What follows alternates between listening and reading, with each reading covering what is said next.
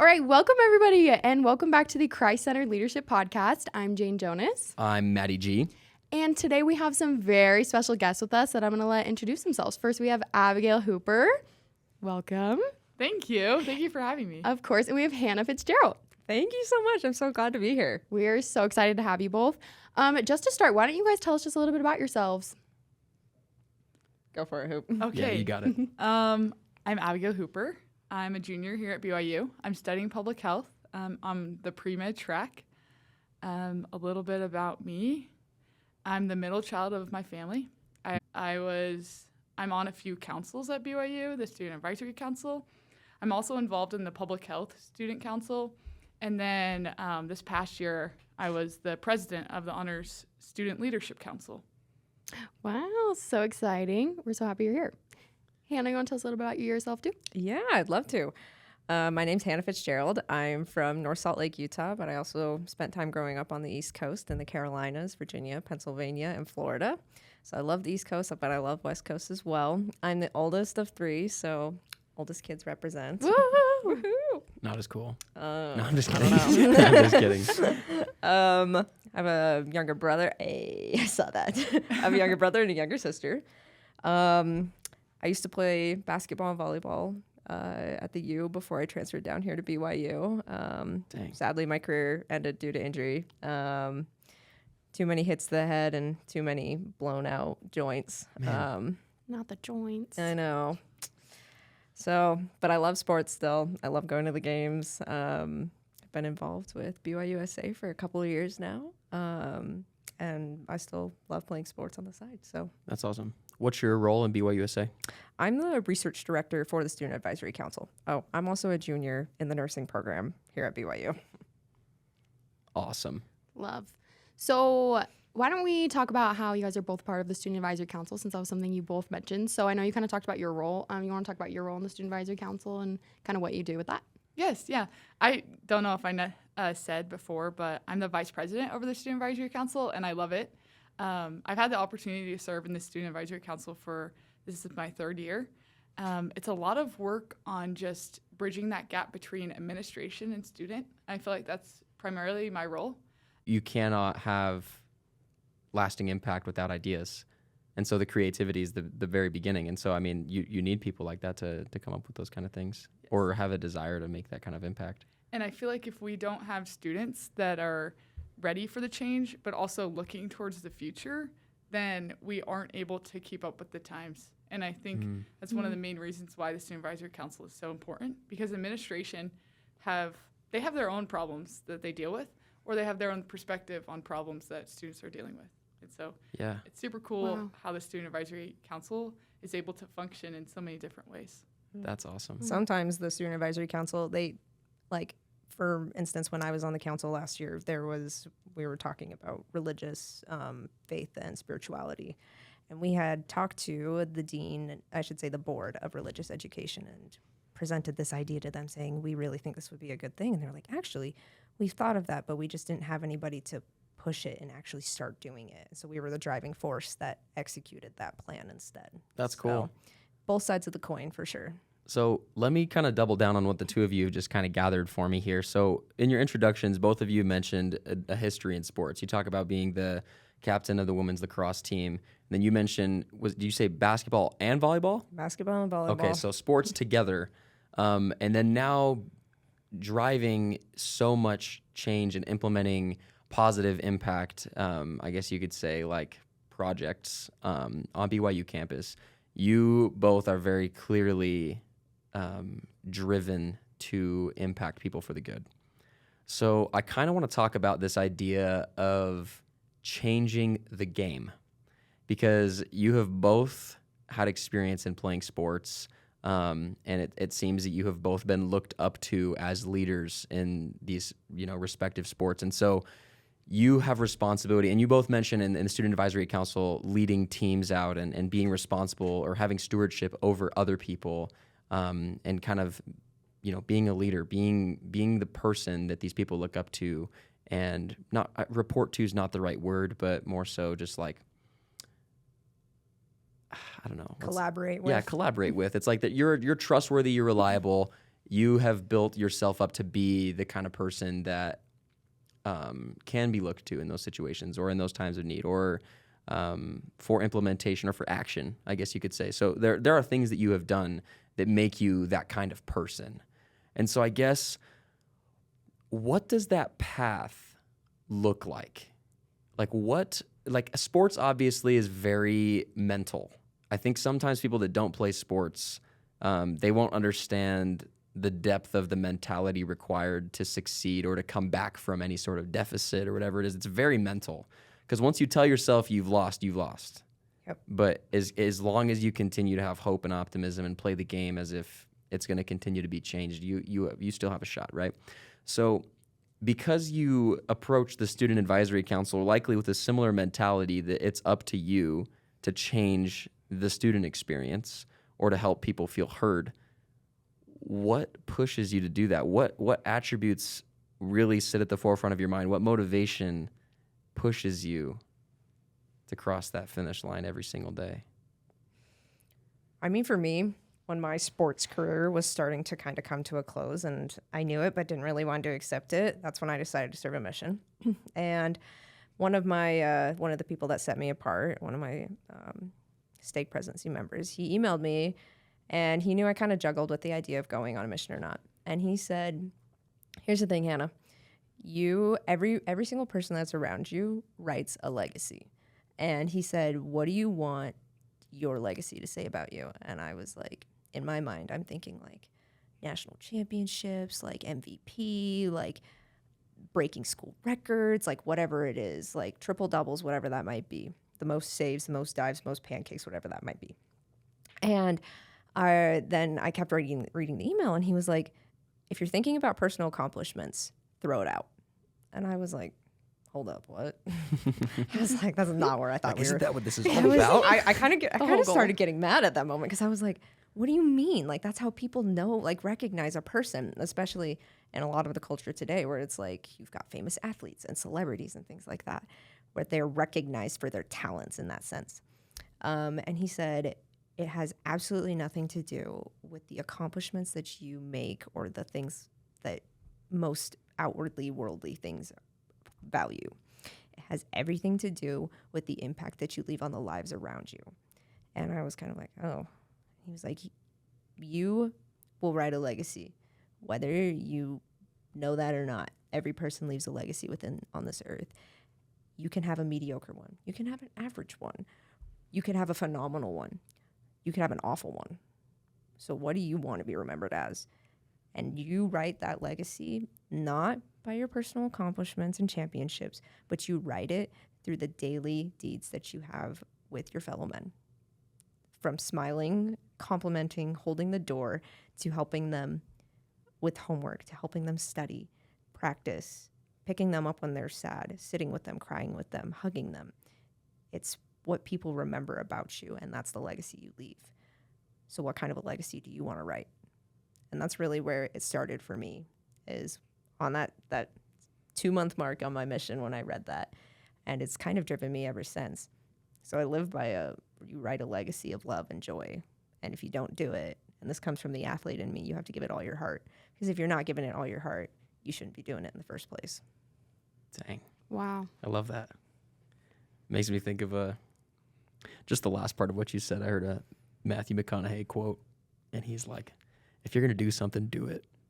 Don't just teeter your way in there." He's like, "If you're gonna go, dive. Just be all in." Mm-hmm. I love that. I feel like you have to do that with sports a lot too. You can't half try to block somebody's shot or maybe think about pancaking to make a save. Then you get hurt and maybe you even risk it for your team. So you got to go all in, and you got to believe in yourself and those around you, and especially your loving Heavenly Father who's got your back. Think of it like a backflip. It's like if you're going to do a backflip and you like half commit, like you're going to hurt yourself. Yeah, full send or don't do it at all. You got to go all the way. Abigail, I'm curious to hear an answer from you for that same question. I liked what Hannah shared. I really like the idea of legacy, and it really pushes her. You can tell the way she is very driven and passionate about what she does. Yes. I would say personally for me,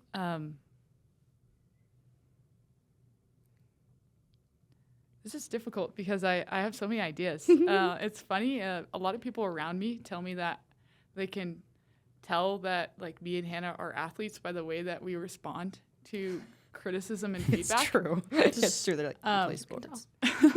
But I would definitely say I'm the type of person that is a very hard worker, and I'm really passionate, and I think that works really well within the Student Advisory Council because I don't want to quit until the job's done. But I also feel like I have this balance, and maybe this is a brag, that I am pretty humble, so I understand when it's time to reroute the job. And I think that's a big thing about the Student Advisory Council is that we often come in and we're excited. We have such good ideas we want to propose, and then we realize that maybe we haven't thought about all the options, or maybe administration isn't looking to work on this idea yet. And so we really have to be able to kind of bounce back into a different idea or kind of move around. And I feel like that's when the athlete of me comes in the sense of my mindset, where I'm really good at kind of rerouting and looking for another either problem to solve or solution to go down. And I also won't stop until we find a solution. And I think that's a good kind of double benefits of my athlete life or experiences that I've had. Well, because it makes me think about like you two are the kind of leaders that are very much so team players. You don't like, because you mentioned personal accomplishment. This is a big thing it made me think of, is that you maybe previously viewed the game as like, I'm supposed to be the greatest to ever do it, but instead it became, I need to be the highest impact for good for my team. Mm-hmm. Like I want to make the biggest difference, not because I want to hold the record for this or hold the record for that, but like I want to be a champion, and the way that's going to happen is if I change the way my team plays the game. And so this idea of like just being in a volunteer position to allow these students to have a better campus experience or to feel more heard and involved or whatever it is.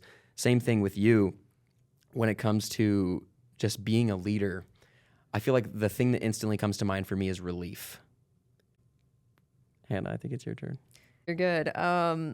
But it's kind of just playing off the same thing that Abigail said besides, and maybe this is an athlete thing, I don't know, but like when you walk out onto the pitch or when you walk out onto the court, if you look shy, you know they're going to beat up on you. You want to have that confidence, even if you're totally faking it. And I feel like it's almost the same walking into the council to teach every day, being like, if I'm there and I'm not in a good mood, then the students there are going to realize that and they're not going to feel as amped up. And that would be the same in a team huddle. If you're not sharing that energy, that contagious energy, well, either way, your energy is going to be contagious. But whatever you bring to the table is what will then disseminate to everybody else around you. And so I think it's important to not just have that confidence, but also that belief.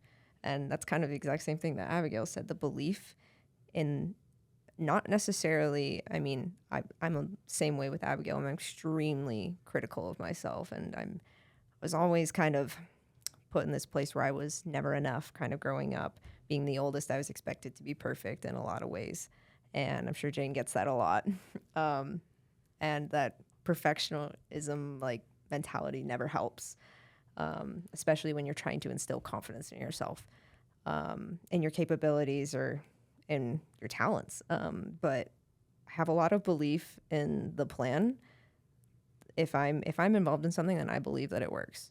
I don't like to be in things that are, like I said, that I'm not going to go all the way in. And if I'm involved in it, then I am 100% involved, and I think it's going to work, and I think it'll create change. And so I then play that into, I 100% believe in all the students that I teach and all the people that I associate with. And I think that they not just can do great things, but that they will. And it's just my job to help foster, keep them up, pick them up when they fall, brush them off, give them a Band-Aid or stitches, whatever they need, to just get them on their way, to help them get back on the path and put in the work. I literally have a sticky note that I keep on my laptop that says, eyes up, know the work, put it in, and just do your best. And I think I try to live that a lot more, especially going into like nursing has been really humbling. Just being like, oh, there's a lot. And they weren't kidding when they said nursing school is hard. And I knew it was going to be hard, but I was like, oh my gosh, this is a lot worse than I thought it was going to be. I'm not even the hardest semester yet. But I feel like a lot of what Abigail said is an athlete mentality. And I think we share a lot of that when it comes to instilling confidence and belief and faith in the people that we interact with, but also in ourselves. And I think having a lot of the same like confidence issues, it works really well for me and Abigail to be like building off of each other, because she's really good at building me up, and I feel like I'm okay at building Abigail up. Yes, you are. It's beneficial to be around people like that that can, like you said, share that energy, but in that confidence and faith. Can I do the same thing that I did with Abigail? Abigail? Change my mind. I'm not gonna change your mind. I'm just gonna add a perspective, because it's not for you to change your mind, but it's just for me to say something else. You do believe in yourself and in your ability to generate outcomes, but that's not why people stand behind you. It's because you do it. It's because you mean it. It's because where that belief comes from is a place of sincerity and honesty and realism. People don't choose to follow a leader because they believe in themselves, but it's because of what that happens when they believe in themselves. My perspective is this. If you say, I believe we are going to win this game, it's not really that belief that wins you the game. It's the actions that stem from that belief. It's being true to that belief. Integrity, authenticity, realistic expectations. Because sometimes you will play that game and you know that you're outnumbered and you'll know that you're outmanned. But it's about showing up regardless and giving it everything that you have left that makes people say, yeah, I can be with them. I can stand behind that. And as long as you execute that play, whatever you believe in yourself to accomplish is going to happen. But when you don't live true to that, then people abandon that. And the outcome is abandoned along with that belief. So people don't stand behind you because you know you believe in yourself. It's because you do everything that belief entails on the back of it. That's my perspective. And I'm not going to say that that's the perspective, but I'm going to say that there's a lot more to it than just believing in yourself. Because there's a similar thing, I don't know, I mean, you're familiar with basketball, so I'd imagine you're familiar with Kevin Durant. Same thing with Kevin Durant. Kevin Durant's an amazing basketball player, and he would do everything on the checklist, because he lived it vice versa. He didn't believe in himself, but he would do everything that someone that believing in themselves entailed, and then once he turned the switch on belief, then he was able to do it. But it's a lot harder to do the actions and then generate the belief than it is to have the belief and do the actions. Because belief or believing in yourself is words, but the integrity is the actions. And I think people stand behind you because you're someone that acts and someone that does. And then you mean it when you do it. And like you said, you dive. You're all in. I'm kind of speechless right now. He has that effect. All right. I think sorry if I can interject real quick. I liked what you shared, though, about that rejection process.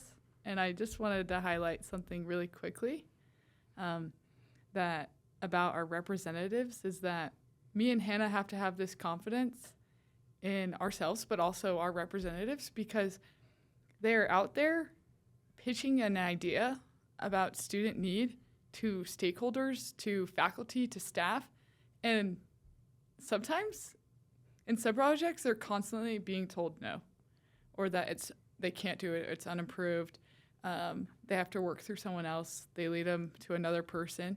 And I think our biggest thing, too, as leaders of the Student Advisory Council, is making sure that they understand why. They understand that belief of, I'm being rejected 5, 10, 15 times for this idea that I 100% believe in.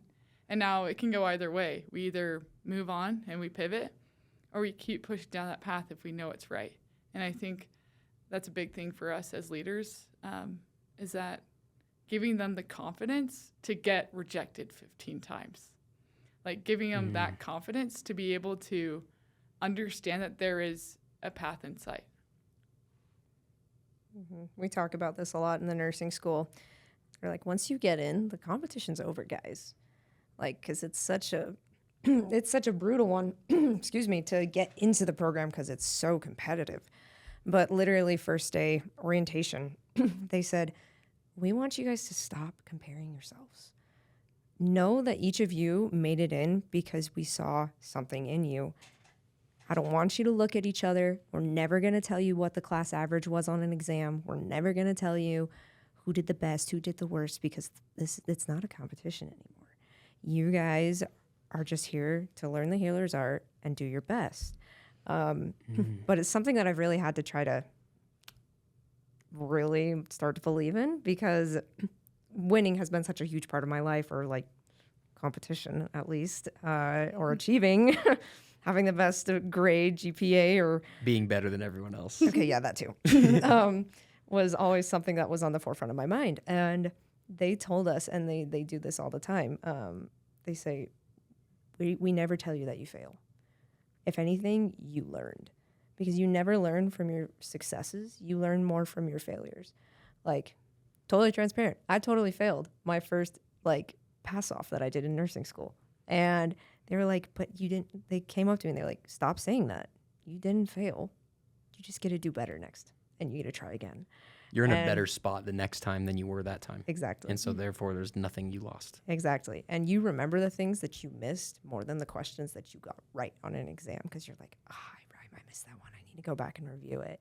Instead of being like, oh, I got all these right. Let me go back and look at these all over again. You already knew that. So you let yourself fail. Let yourself get rejected. Try as hard as you can. And I mean, sometimes you don't get to see the fruits of those labors, but you tried and you did your best to do that. We get the opportunity on the council to see the vulnerable side of people most of the time, because people are not coming to us saying, oh, thank you for putting all the microwaves in or letting us wear shorts and sandals on campus. They're saying, Hannah, I know you did that. Thank you. They're saying, we need help here, or I need help here. I need help feeling seen. I need help feeling less lonely. I need help getting a prayer room for my religion. They're looking for us to help fill that need and not to bolster us. But we see the vulnerable side of people. And we're just lucky enough sometimes to have those people join the council, and we get to work with them. I made this goal back when we very first signed on as directors, that I wanted to get to know every single person on the council in a personal way, because I feel like people deserve to be appreciated and seen as not just council members, but as students, as disciples, as perfectly imperfect people who are just trying their best every single day to get through it and hopefully have some good come out of it. So I'm grateful that we get to see people in a vulnerable sense. I mean, I don't like feeling vulnerable, but It's hard.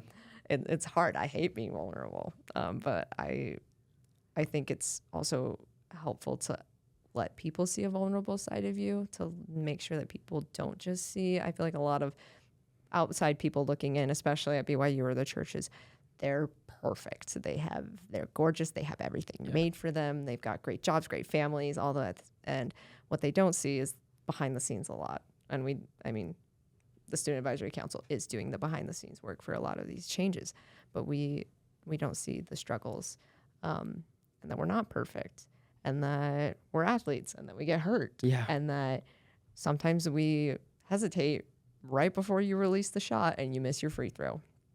It's not a perfect process, and you have to make those mistakes, and you have to be vulnerable, and you have to ask for help, and that's not a weakness. Even though for so long I drilled that into my brain being an athlete, being like, if I have to ask for help, then I'm not good enough and I shouldn't be on the team. I need to be cut or whatever. It was really, really detrimental to me. But asking for help has been a strength, and that's what we try to help people see in the council is ask for help, but don't just ask for help with your project. What do you need help with? Like, you have a friend, you have a roommate problem, tell me, talk to me. Bring relief. You're feeling down. What can I do to help you to the day? Like, I try to make sure that I get there early so I can talk with students, as many as I can before we start, and I stay late to make sure that if anyone's there or I see something, or I can pull them aside during class to just be like, what's up? Let's catch up. What's new? And I'm just going to wrap it up with a little thank you. Do you care if I end with Yeah, you go ahead and wrap it That's up. the beauty of I was legacy. just going to say, I'm seriously so grateful for the both of you and grateful that you guys could be here. I seriously look up to the both of you so much as leaders, and I'm just grateful you guys were able to be here and have this conversation.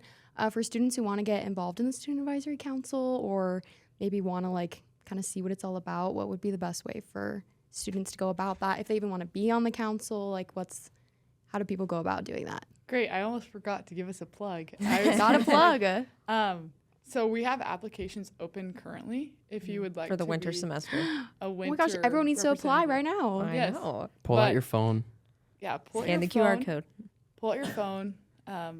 If you look up on the BYUSA website or the SCLCU website, you'll find the council is one of the kind of drop downs. If you press on it, we have a apply to be a representative, apply to be a volunteer. You can find it there, and there's a little link with the Microsoft Forms. But that application is open until January 3rd, and then acceptances will be given out on January 5th. It's accredited class. It's on Tuesdays and Thursdays. If you're listening to the podcast and would like to come in for a class period, that's totally fine. Just come on in. It's in room 5519 of the Wilk on Tuesdays and Thursdays from 4 to 5 p.m. I was going to say, you can also come to the office, 3400 in the Wilk. Abigail and I are also both on LinkedIn and social media. If you ever needed to reach out, we would be more than happy to talk and meet in person. Say LinkedIn. LinkedIn, yeah. I feel like I just put on a quarter zip. Hey, you know. It's quarter zip season out here. That's right. Thank you guys. Yeah, thank you guys both so much for being here and having this conversation with us. And hopefully everyone will want to get involved in the Student Advisory Council. No, thank you. I really appreciate it. I feel very edified spiritually, but also it's always fun talking about the why, because it just motivates me even more. And I'm so excited to now. I have so many more ideas for the Student Advisory Me Council. too. That's awesome. I think the reason I feel so drawn to podcasting and content is I just feel the spirit so strong. I'm sitting here and I'm just so filled with joy and love and just the evidence that God is real and is here and is listening and cares about not just us, but think about this. One more thing, I'll throw the iron in the fire. This is God telling me to say this. The reason you feel inspired specifically is because God has given you stewardship over people that he cares about. He wants you to walk away with ideas to change and shape their lives. He trusts you. So don't forget that too. That's important. You guys make a big difference. So keep shining your light. Let your light so shine. Matthew 5:16. Hashtag share Jesus. Right. Sorry, I'll always plug that. But thank you guys so much. I seriously can't thank you enough. This has been a very spiritually edifying conversation, like you mentioned. It's a really cool opportunity to get to hear both of your stories, where you come from, and what makes you the leader that you are today. It's inspiring, it's impactful, and it's not just impactful and inspiring to those of us in this room, but to those that know you and get to work alongside you, not just in the Student Advisory Council, but on your respective teams and in your major programs and your professors and all that. It's powerful. So keep being who you are, keep showing up as who you are, and keep being disciples of Jesus Christ. And those attributes will continue to have a domino effect and a snowball effect on those that you are surrounded by. Anyway, Jane, you want to wrap us up? I love it. Well, thank you guys so much for tuning in and listening to this episode. We're so grateful that you guys were here and listening. We're so grateful for our guests. We'll have another episode next month, and we can't wait to have another amazing conversation. So thank you.